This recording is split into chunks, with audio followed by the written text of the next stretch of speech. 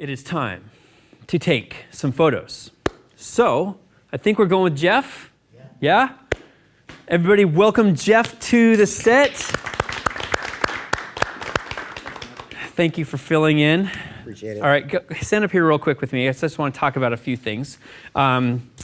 So Jeff is wearing jeans, he's wearing black shoes, he's wearing a black shirt. And I say all these things because I want to register mentally what I'm working with here. Typically, Jeff and I would have worked together before this to set a wardrobe. Fortunately, Jeff came prepared today because he knew this was all about dramatic portraiture, so he's wearing black. One of the things I also noticed, turn towards the camera a little bit, we have a red stripe coming down here. Okay, it's just there. I just need to recognize that. If it was a white strip, well then I have to think about exposure and not blowing that out. But overall, what's going through my mind now is, okay, I know he's wearing black and I know we've got black backdrops, so I'm gonna have to work today to try and separate him visually from that backdrop. Otherwise, literally this whole portion of his body it gets absorbed into the background and his head pokes out, and that never quite looks right. So let's see, what else? He's wearing jeans. He's got pretty groovy jeans. I like his jeans. You always come well prepared with your jeans, so good job today. And I may or may not want to include those in our photos. We're going to do a full-length photo later on, but they're going to work out just fine. The next thing I'm looking at is his hair and his face. Nice hair today. Good job. Do contrast with the black shirt. Yeah, good job. Excellent. So I'm just seeing if I need to worry about that from a lighting perspective, right? Do I need to separate his hair from the background? If he was a blondie, then I don't have to work so hard at it. But since his hair is pretty dark, I may have to do something with his hair. So I think we're ready. All right, cool. Grab a seat on the stool there. You want the Apple box? Sure. Okay. So this Apple box, these are really great for studio work. If you ever get the inclination to buy a set of them, I encourage it highly. They can be positioned in 3 different ways. And you can see it just makes things a lot more comfortable for your model. If the Apple box isn't there, then his feet have to be on the floor. And it kind of cuts off circulation on the back of his legs. So we're going to use the Apple box today. And now what I'm doing is I'm positioning him from a distance perspective. I want to position him, the first shots we're going to take are actually very close to the background.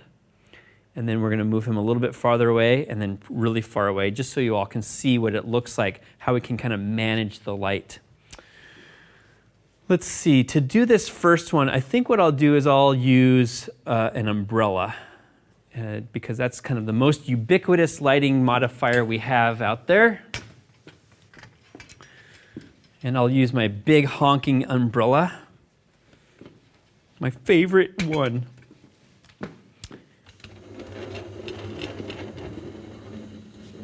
Okay, and just to show this off, I think what I'll do is a little bit more side lighting so that you can see what's going to happen here is light from this side of the umbrella here is going to shine onto him, and then light from the other side is going to kind of stream across the backdrop. So we're going to get a lot of spillage, a lot of light spillage here. And I see my gray backdrop is coming down, so I'm going to raise that up. Let me talk about this backdrop stand. I don't necessarily anticipate that you watching at home are going to go out and buy one of these triple backdrop seamless gear-driven stands. I just have it here today because it makes things a lot easier to teach and to move quickly inside the studio. Okay, I'm going to have you actually move back as close as we can get here to the background. All right, excellent. Okay. Start my tethered session on the computer.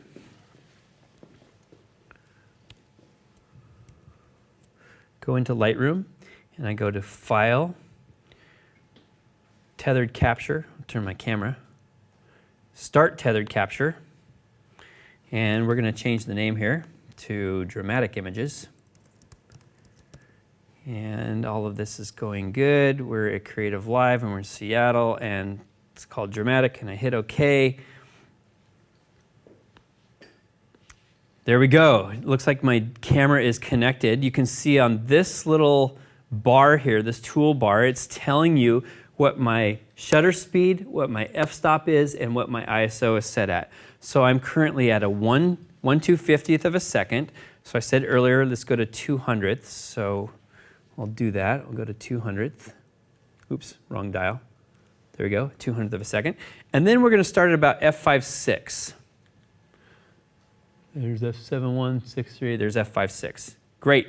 And then ISO 200. And then my white balance is set for flash white balance. Now what I'm going to do is I'm going to turn on my transceiver here, power up that little Photix. It says it's set for channel 1 group A. And now I hit my flash test button. I'm going to fire the flash, so close your eyes. Okay, it didn't fire, which means I got to turn on my flash. That's why we test things out. Okay. And let me connect here so I can go hands-free in just a second. This cool thing that I use, I love these. They're made by Spider Holster. I think they make some of the coolest studio gear. I love using it because the camera just hangs in there nice and solid. Okay, now I'll turn this so you guys can all see what I'm doing. I'm going to turn on my flash. Great. And now I'm checking to make sure it's on the right channel and group. So it says channel 1 group A. And then I'll do a quick little test. So I push here my little test button and it fired. That makes me happy. Next is I got to think about power. I said earlier that I'm anywhere from a 1/4 power to a 32nd. I'm just going to start at 1/8 power. I don't know if that's going to be good or bad, but it's a good starting point. 1/8 power. And now I'm going to set this up like this. And my first shot here, in addition to checking against the background, my first shot here is really an exposure test. I just want to see if I've got my exposure in the ballpark. Okay, here we go. Great. And we're also checking to make sure it comes across inside of Lightroom.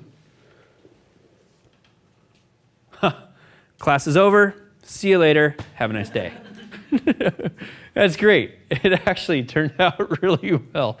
Hey, all of those settings that I gave you earlier on that camera setup and flash settings page, they work. It's proven right here. So it's just, if you guys ever do checklists, I like doing checklists. This can be like your pre-flight checklist for the dramatic look, those settings that I gave you. It's actually pretty good overall. The brightness on the left side of the screen looks great. We've got a nice dramatic shadow on that side. And the catch light in the eye looks pretty good. So we're just going to go with that. Everything worked. So let's talk about the gray on the background. So it's a black backdrop, right? But look, we've got gray showing up, and that's cool. That's a technique. That's a skill that you need to master and understand. I can make a black backdrop turn gray by how close I place my key light. So here you can see that you're what, a foot away, a little bit less than a foot, and the flash is actually almost, the umbrella is almost touching it. Cool, I've created an effect. I've done my job. Well, let's do our job. Let's say that we want to have less gray or darker gray. So I'm going to move this forward about to there, and then I'm going to have you come forward. And the idea is about 3 feet away, approximately. Okay, that looks good. Here we go, nose down a little bit. Great. So we moved him about 3 feet away. Everything else is the same flash power, same energy overall. Okay, so the background's getting a little bit darker. Excellent. And now we're going to move quite a far distance away.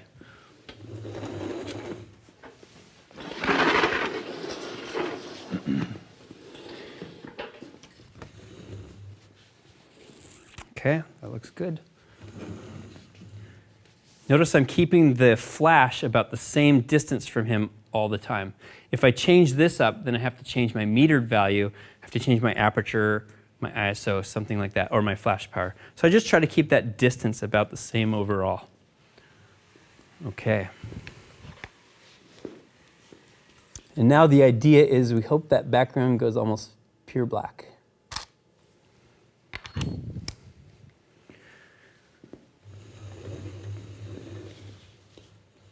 Okay, good. I'm going to zoom in just a tiny bit. So we are getting a lot of spillover.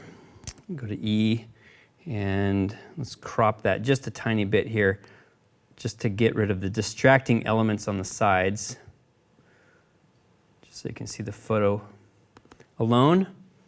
Back there. Okay. Why is the background not completely black yet? Well, like I said earlier, an umbrella tends to send the light everywhere. You don't have a lot of control over where all that light goes. And in this studio here today, where we're at, the ceiling and the walls are all white as well. So we got light reflecting and bouncing all around this room. So that's good. It's very instructive for us to see that and to understand it, so that now when we choose our other lighting options today, maybe we go with more of a softbox or something with the egg crate inside of it to really direct that light and to prevent it from spilling over. So my question, this would not be a good example of my question, but when I am trying to do dramatic portraiture, I find that I struggle with not being able to evaluate whether what I have achieved is dark and moody or just underexposed. Aha. And I'm wondering, like what would an editor look for to know like this is properly exposed and dark and moody? Great question. And let me answer your question by taking a photo, okay? So without saying much of anything, I'm just going to, I'm going to change the brightness of the flash. I'm going to bring that up to half power. Same distance away from the subject, okay? All that's the same. And now I just take the photo. And then I'm going to take one more, and I'm going to change the power and drop it way down.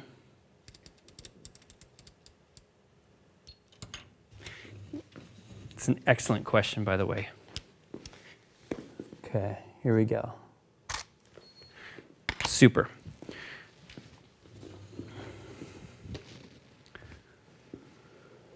Let's now go to grid here, and I will select picture 1 to picture 3.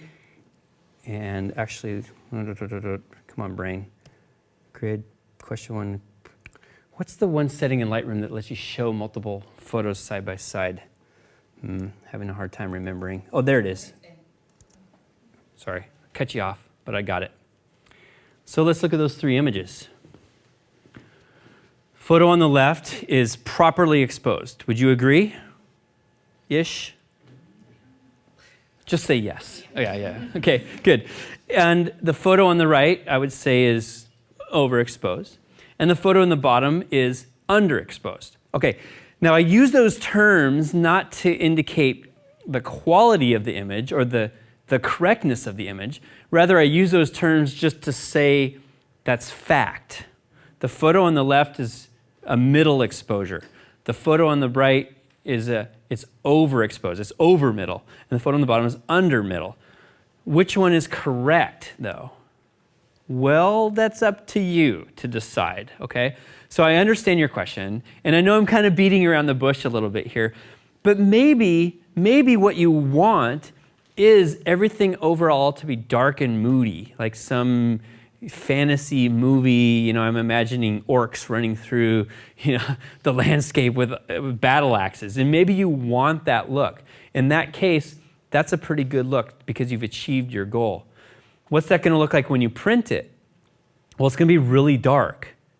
And I'm not saying that this is a bad photo, it's a certain look. So the answer to your question is, if it achieves the look that you're after, then that's the right exposure. This is a correct exposure overall on his face. I'd say that's about right. Maybe it needs to be ever so slightly brighter, maybe like a quarter of a stop, a third of a stop brighter for his face. That's what we're looking at. You're always judging off of the person's face. I would say that's blown out. That's incorrect. We're not going to be able to do a whole lot with that. Maybe we convert it to black and white to get some special fancy effect, but for a color photo, I've lost all the color detail and data there. So maybe on that side of things, I would say, watch those highlights. Make sure that you don't blow out the highlights. But everything less than that is all fair game. And it all comes back to your vision. What's your vision for the photo? If you want everything dark and heavy, including the background, then that bottom one's the winner.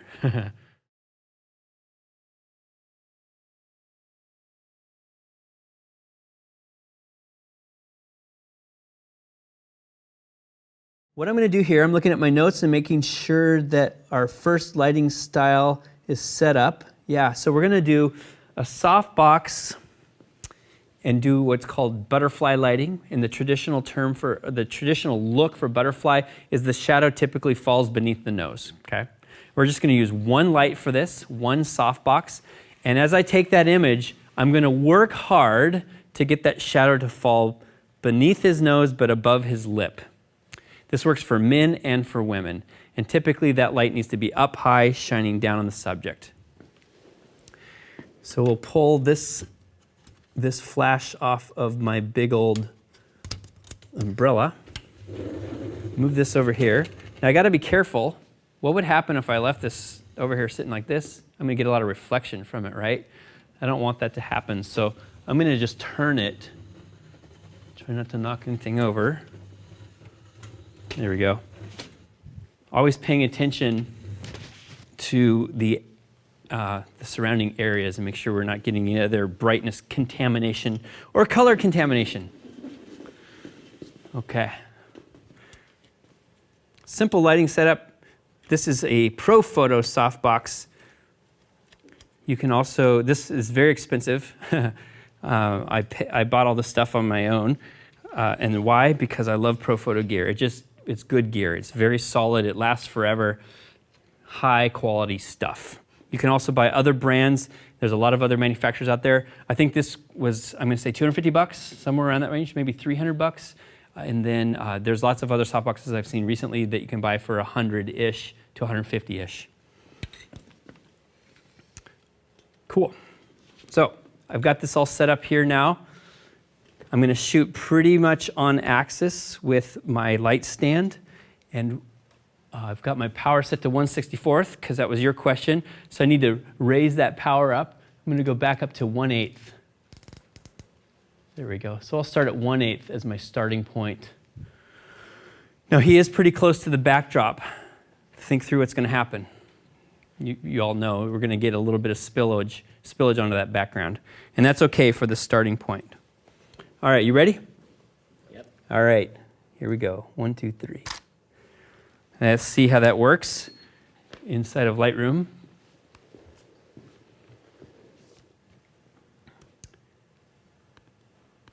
Okay, there we go.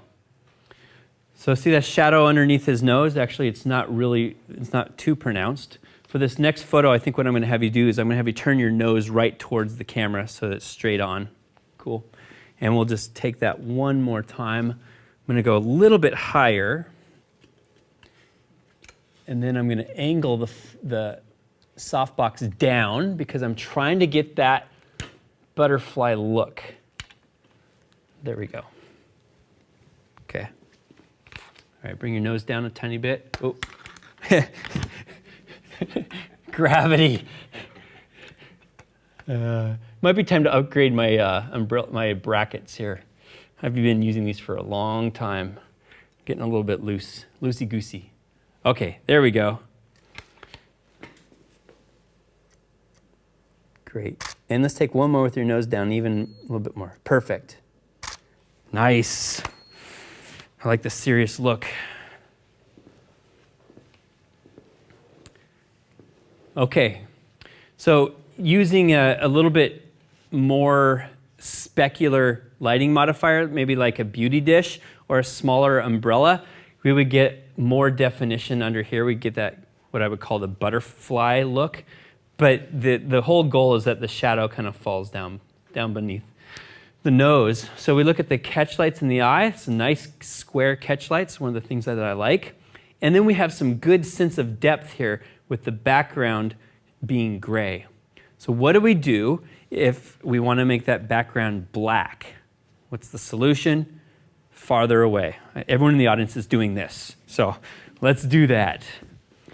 I'm just going to basically keep the same distance, the same position. Nice.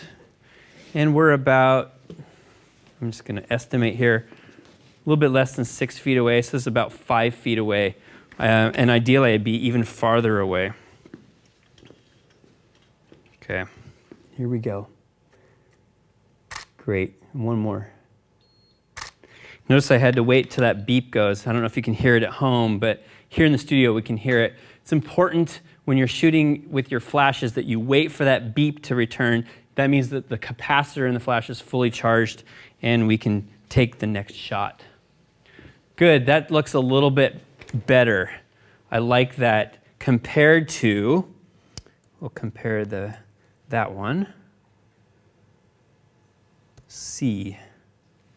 The one on the left is the current photo. The one on the right, it was the previous photo.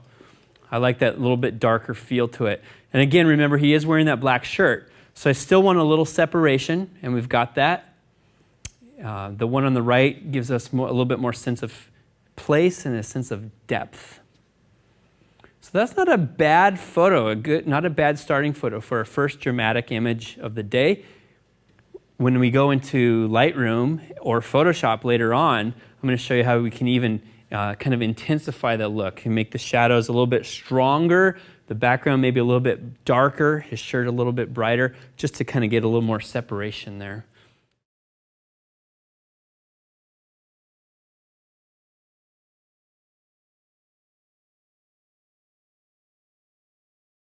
First thing we did right before the break was I wanted to show you the kind of proximity issues to the background, and now we're just going to use that as part of our overall flow. As we see things are too bright, we're going to move farther away, or we're going to change up the lighting so that we eliminate lighting from the backdrop. I've got at least 5 or 6 more sets that I want to show you using different tools. So we'll just get right to it. This next one that I'm going to use is a beauty dish. I'm going to show you a couple of different looks for a beauty dish. The traditional way that you use a beauty dish is right in front of the subject, right? In fact, I'll probably show that as maybe the first one, but then I want to show you an alternative use of the beauty dish, which will be behind the subject. So we'll kind of use a rim light scenario with some reflectors up front. So lighting from the back and then a reflector in the front. But before we do that, before we break the rule, I want to teach you the rule. So I'm going to show you the proper way to use a beauty dish, and then we'll deviate. So Jeff, come on forward again. Thank you for your good nature and your willingness to be our model for today. Appreciate it greatly. And for this one, we're just going to have you kind of point this way a little bit more. How's that? Good. Excellent. And I'm going to move the stool a tiny bit this way. Right, like that. All right, you comfy? You bet. You bet. Okay, good. Traditional way to use a beauty dish. And again, this is not actually a beauty dish, but it produces pretty much the same effect. This is the Photix Raha 65. It's just fun to say. I've got it on a boom arm, and the reason why a lot of times we use a boom arm in the studio is because you don't have to fight the light stands. Notice the first segment, I was always fighting that light stand. It's kind of smack dab in the middle. And so this, see, it puts the light stand off to the side, and now I can work, and I'm unfettered, and I'm free. One thing that I encourage you to always do is to use a sandbag whenever you're using a boom arm. This is seriously about ready to fall right onto his head. So, with your permission, I'm going to grab a sandbag. You don't have to spend a lot of money on sandbags, but they're not worth their weight in gold. But if they were, we'd all be buying lots of sandbags. But you just put it on the opposite leg here to kind of weight the thing down. Especially important if you are outside and it's a little bit windy. So, all right, let me talk through mentally what I'm thinking here. My goal is to produce a nice catch light in his eyes. We're all about the dramatic look, so I want a lot of shadowing, a lot of texture on his face from the shadow information, and I want the background to be as dark as possible. So I'm going to set up my light here so that the light doesn't really spill onto that background. So I'm going to rotate this down ever so slightly, just like that, to kind of prevent the light from hitting the background, control it as much as I can. I'm going to take a look here at my flash power and see where I'm at. I'm currently at 1/8 power, which I'm okay with. And I'll move it slightly in closer to him, right there. Okay. And safety first. I always just kind of feel it and make sure it isn't going to fall onto my model. and it looks like we're not going to tip over. I'm happy with all of that. Grab my camera.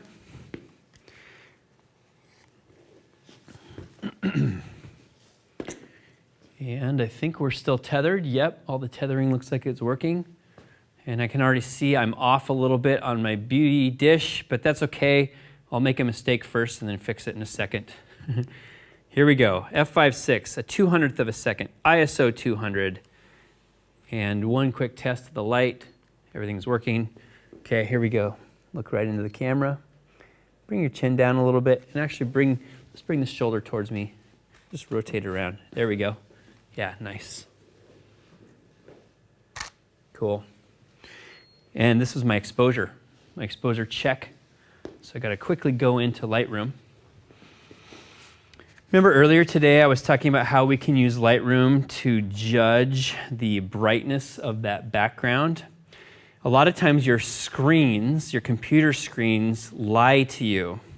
For example, the screen that we have here in the studio tends to show us a brighter photo than normally really exists. So you're like, is that really gray or is it darker than it actually is? So what I do is I go over here to my histogram and I take my mouse and I just move that mouse around in the screen. And then what I'm looking for here is I'm looking for these RGB values between 0 and 100. And if they're close to 0, that means I've done a really good job of making my black black. Anything less than 5, anything less than 10 will eventually get you to the point where you can have solid black, especially after you finish post-processing it inside of Lightroom. So that's pretty good. It'd be nice to be a little bit darker, and I'll show you in just a second how I make that a little bit darker. All right, let's look closely on his eyes. Let's check that catch light. Great, looking good overall. Don't you love it? Everyone's yeah, it's painful, I know. I feel your pain. Yeah, that's a good look overall. Now let's talk about, let me put this thing back onto my clamp so I can work efficiently. Let's talk about positioning, fine-tuning the position of that beauty dish. If I go higher, what do you think is going to happen? Well, I'm going to create more deep shadows underneath his eyes. And that might be a look that I'm after. Sometimes for sometimes for men, it's okay. For women, not so much. So let me just show you what this looks like when he's looking straight at the camera. It's almost like a shower head and light coming down from on high. Okay, it's not going to fall. Good. I'm going to have you take one look right at the camera. And then after that, I'm going to have you kind of look up into the light, okay? All right, just get this position just perfect. Working with these beauty dishes, the positioning of the light is critical in order to get the look you're after. Because if you miss it by a few inches, well, then the light's off of the subject. Okay, so this one you're looking right at the camera. Good. No fire. Houston, we have no fire. Okay, we'll try that again. Did it go? Okay, good. Okay, this one's right above him. There we go. Move that off. Let's go to full frame.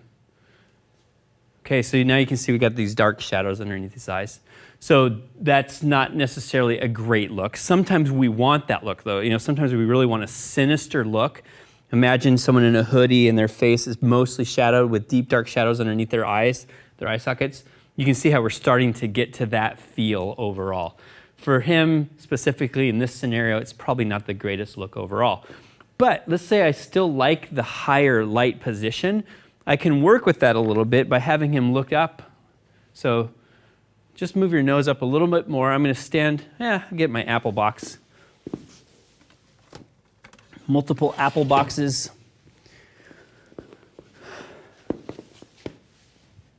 Yeah, about right there. Okay, good. Now I'm breaking another rule that I talked about earlier about splitting the height, but hey, we're photographers. We love breaking rules. Good.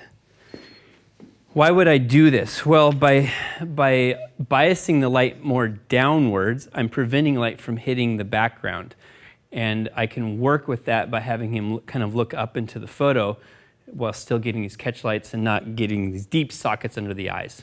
So the real reason I'm showing you all this is because I know a lot of you are shooting in a spare bedroom, a lot of you are shooting in a living room, and those types of scenarios. You can get around these tight space constraints just by how you're positioning lights overall.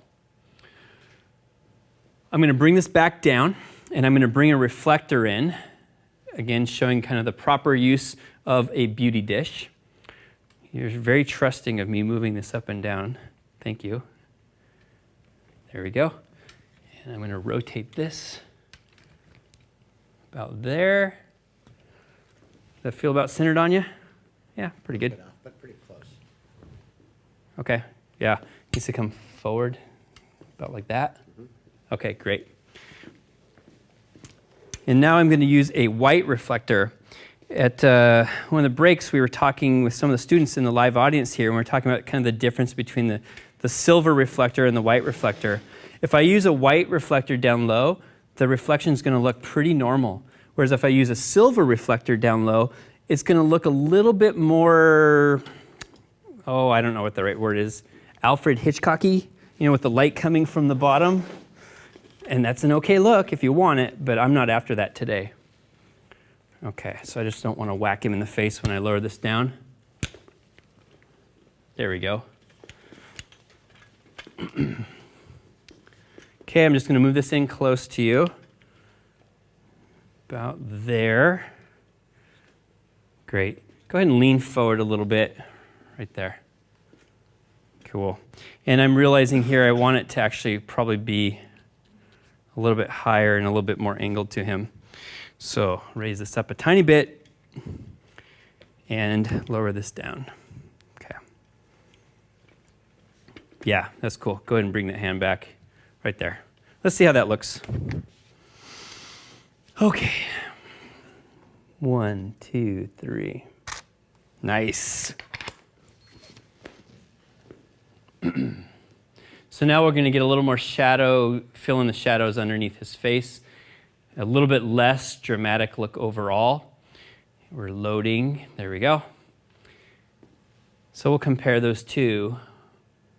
One without the reflector underneath and, come on, these are big files. Isn't that pixelated image beautiful? How about we let that load and we'll come back to it in a second. There we go. Oh, there we go. So you can see underneath his neck what we've done. We've added in some shadow. Maybe you want it, maybe you don't. What I was mostly after was underneath his eyes, and I think I got too much underneath, oops, sorry, audio people. I got too much underneath his neck. So I need to be careful about that. So maybe rather than clamshell lighting, which this is clamshell lighting, a light source from up high and then a reflector down low, maybe we don't do that. Maybe we go more towards side reflection so we can actually manipulate those shadows.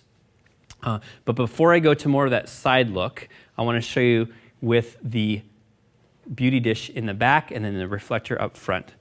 So this is a non-traditional use of the beauty dish. Okay, we're good. Everybody's good. And this, one of the reasons I love using wireless flash transmitters is I don't have to worry about cables on my lighting equipment. Ideally, I'd also be tethered wirelessly to my computer. That would help things out a lot, but that's never as reliable. Okay, so I'm going to pull this over here. So if we're thinking through what the plan is, visually, my goal is to get a nice rim light off of his shoulder, and if I don't reflect light back onto him, his face will be in deep silhouette. Let's just see what that looks like. Let me show you what that looks like with no reflector first, and then we're going to build the photo step by step. It's a real common approach that I use as a photographer, just to get the impact of the key light and then start seeing what the other stuff looks like when I add it in. Okay, here we go. And as you'll see here, the light's just going to be over his shoulder. To be honest, it's not a bad look. It's kind of an interesting look. And it goes to your question earlier. If that's what you're after, if you're after the international man of mystery. Well, you got it right there, right? Because you can't really even see his face. Well, he's a little too mysterious. You're making me nervous. So we are going to add some reflector action into that. Okay. This is a reflector arm. You can buy these. Most camera stores have them. And it just makes it a lot easier if you're doing a one-woman show or a one-man show. You don't have an assistant in the studio. It makes it a lot easier to move. You don't have to call someone up to hold it for you or have it balanced on a chair. Okay. There we go.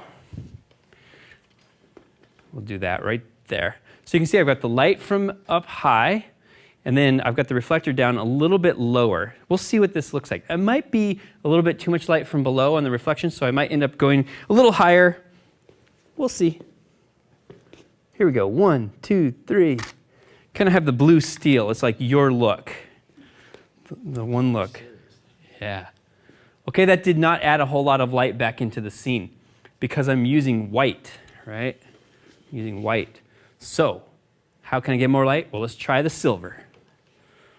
It's all good, all fun and games. And some of these decisions I'm making on the fly, I'm doing it on purpose just to show how they work. And other times I'm making mistakes, but I'm not letting you know when I actually make mistakes. But that's part of photography. And even pros, you know, as long as I've been doing this, I kind of know the general effect that I'm after, but I very rarely get it on my first try. Very rarely. So when you do get it on your first try, it's always skill. That's what I tell everybody. Okay, great. Here we go. 1, 2, 3. And one more.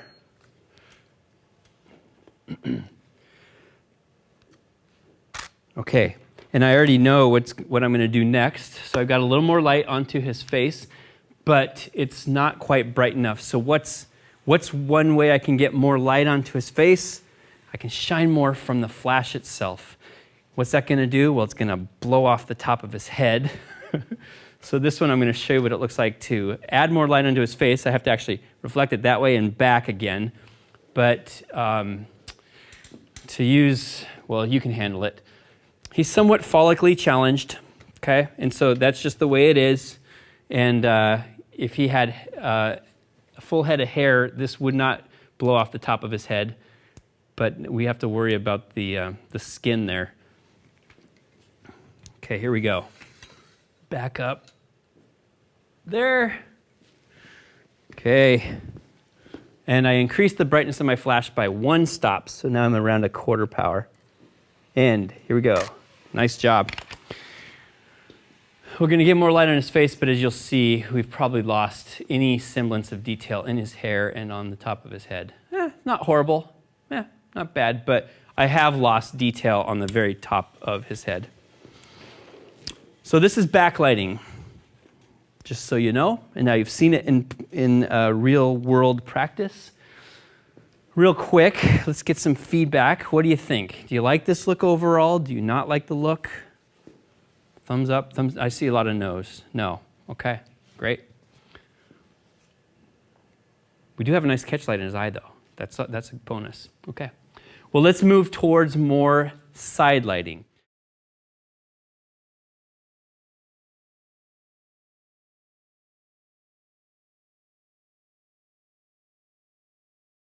And now we're going to really produce this really dramatic look. So we'll use a softbox for this, okay? And you can see, again, I've got him about 6 feet away from the background, so that background's going to be nice and black. I'm going to pull away our beauty dish, and I'm going to bring out the softbox. Oh, yeah. Ugh. Sorry for grunting, but that's heavy. And pull my flash out. Try not to knock anything over.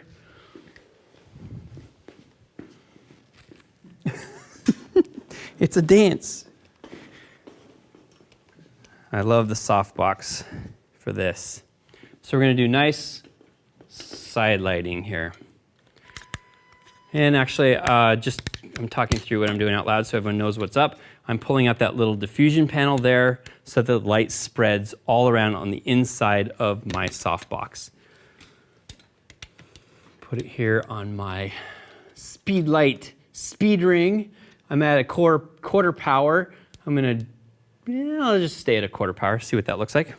And from the lighting position now, I'm going to drop it down so it kind of covers most of his torso, about like that.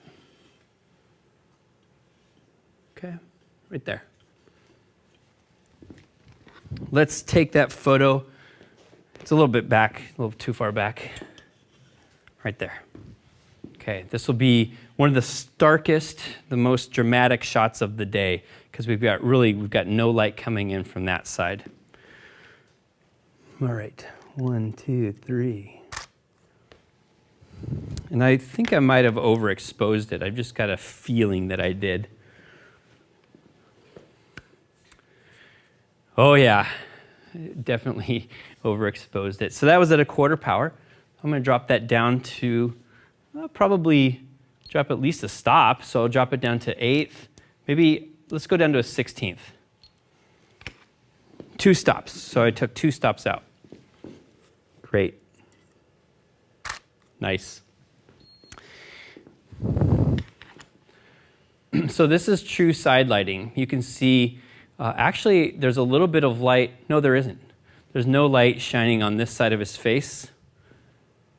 Okay, that's nice and dark. I'm going to hit my tab button here so I can go and see my tool panels.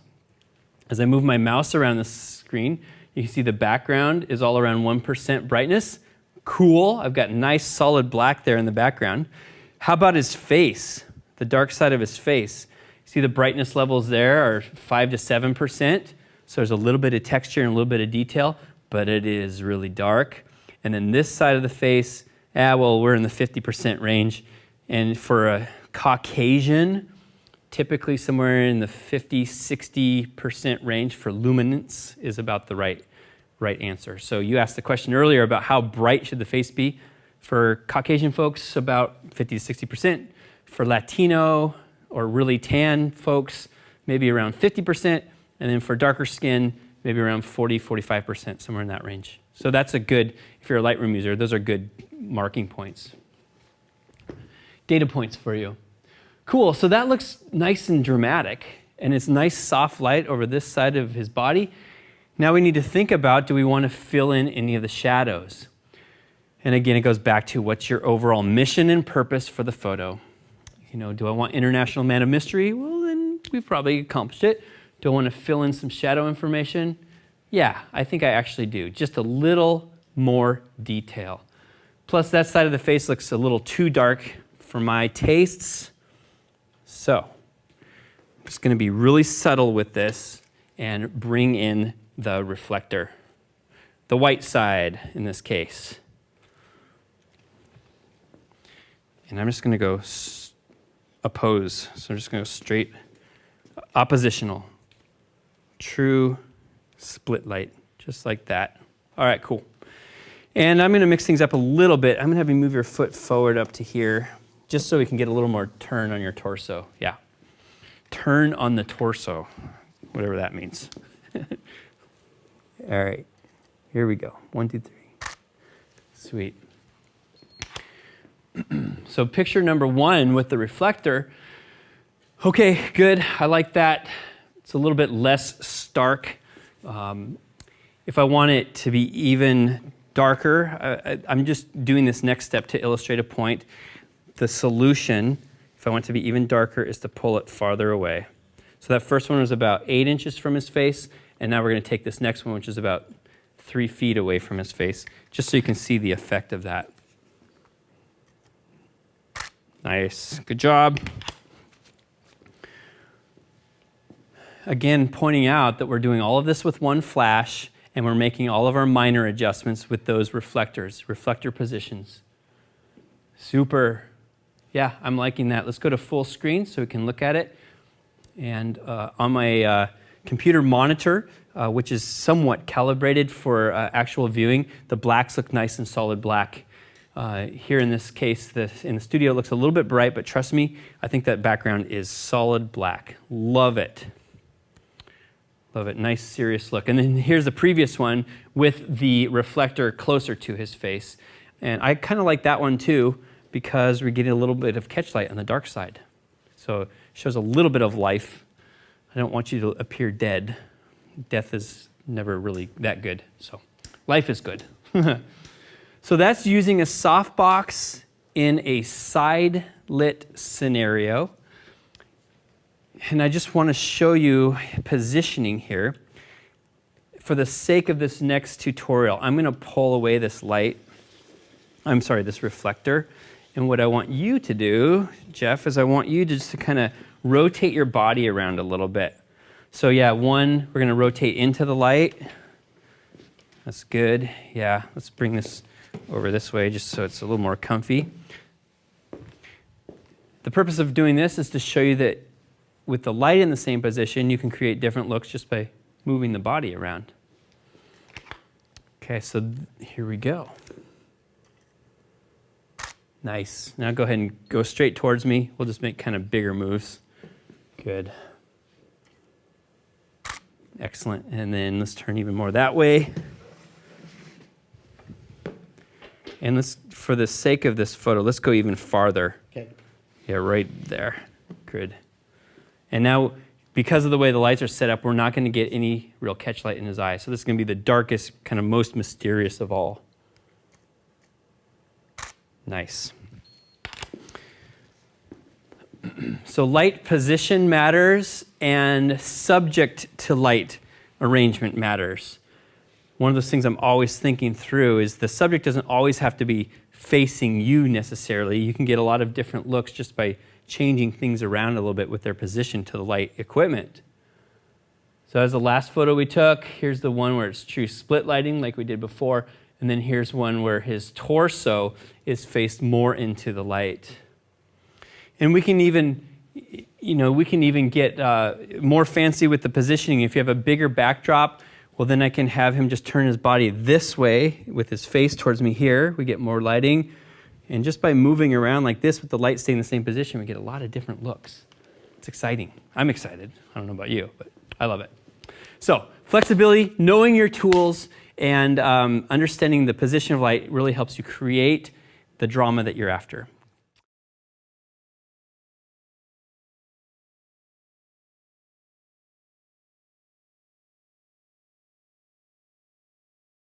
Let's move to the next lighting scenario, and that is using, so we're going to use the muslin for this one. And with this, I'm going to bring in the giant umbrella. So we'll go ahead and pull out our seamless, and then we're going to use our beautiful muslin for the next shot. Up until now, everything has been just the seamless, the solid black seamless, which is great. But sometimes we like a little bit of texture in the background, and that's what we're going to do next. And while they move that, I am going to position our big umbrella. Let's move you back to about there.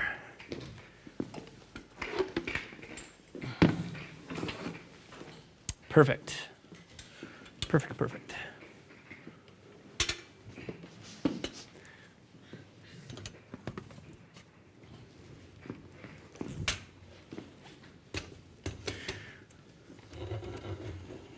Now, remember from earlier today, an umbrella casts light a lot more wildly than a softbox does. And so that's one of the things that's going through my mind here is I'm thinking about, well, how close do I want everything to be to the background? How much of that backdrop do I want to show? How much do I want to fade away? So let's never shoot with just randomness in mind. Let's shoot with an objective. I want the backdrop to be around 20 on my Lightroom brightness scale. Why 20? I don't know. Just because. I think that might look pretty good. I like the texture of the backdrop. I think it's a pretty cool background. So I'm shooting for something around 20. And I'm going to guess positioning this about there will get me close. Something else to think about when you're using a muslin is how smooth is the muslin. What I mean by that is, have you taken all the wrinkles out? Is it perfectly flat, or does it have some warpage in it? Well, we've done a good job of steaming this. It's kind of like an iron that we use to steam out the wrinkles. But as you can see, I can't quite make it over there with my tether. Well, I guess I can if I take it off. As you can see, there are some actual wrinkles and unevenness in there. You can get over that. There's these little elastic clips that you can swing around the post here and then pull this tight. Those are actually very good for these muslins. But in the absence of that, and we don't have those here today, I need to think about and make sure that my light isn't showing off the wrinkles in the background, okay? To get away from that, I either have to move him farther away or I have to make the light a little bit more direct on the background so you don't show that side lighting, that profile. So we'll see how it turns out. It may be just fine, and I may be talking about something that may not show up in the final photo. Oh, sorry. I'm going to now use this diffusion dome on the flash because I'm using a big, huge umbrella, and I want that light to spread all around inside of the umbrella.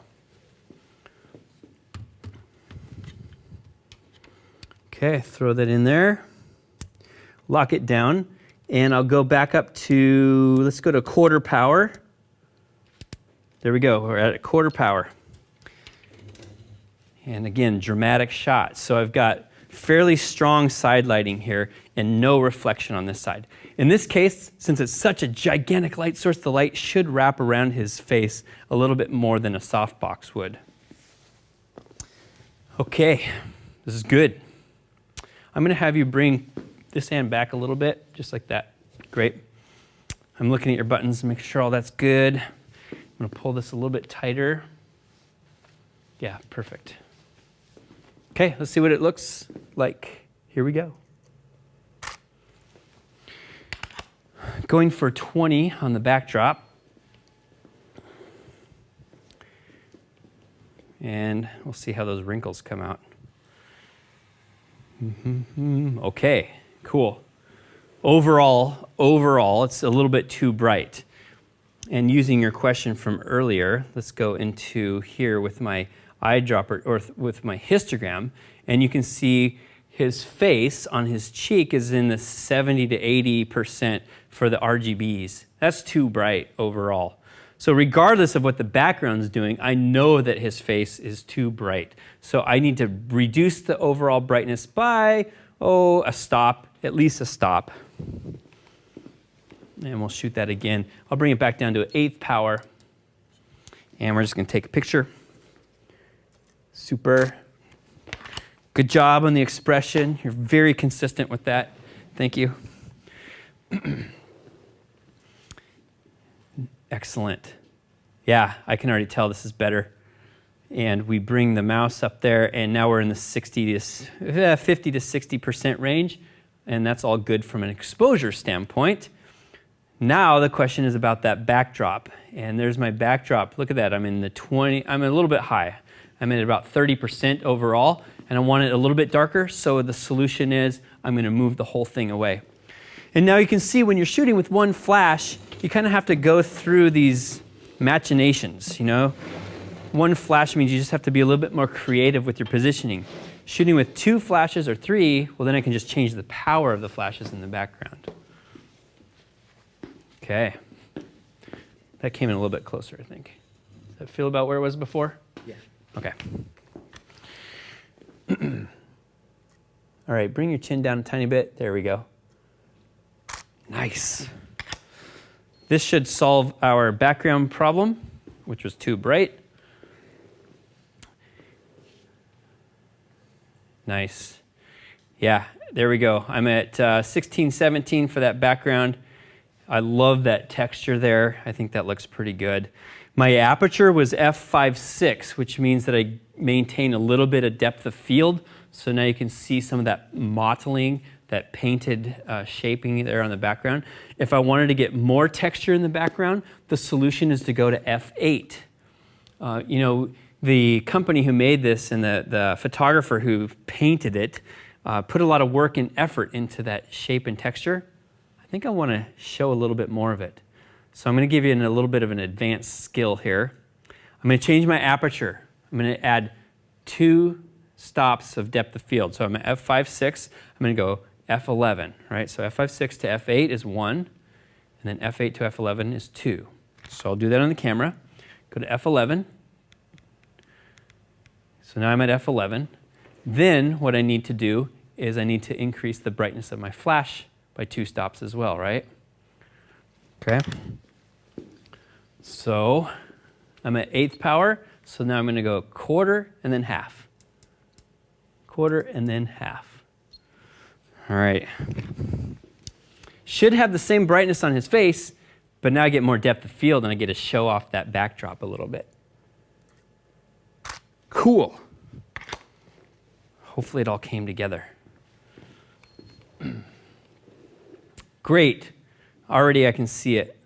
I've got the texture and the detail in the backdrop, which I want because I paid a lot of money for the muslin. Actually, they donated it to us, but you get my idea. So I'm using my aperture and my flash power here to vary how much depth of field that I have in the photograph. That's a good skill set to learn and to know.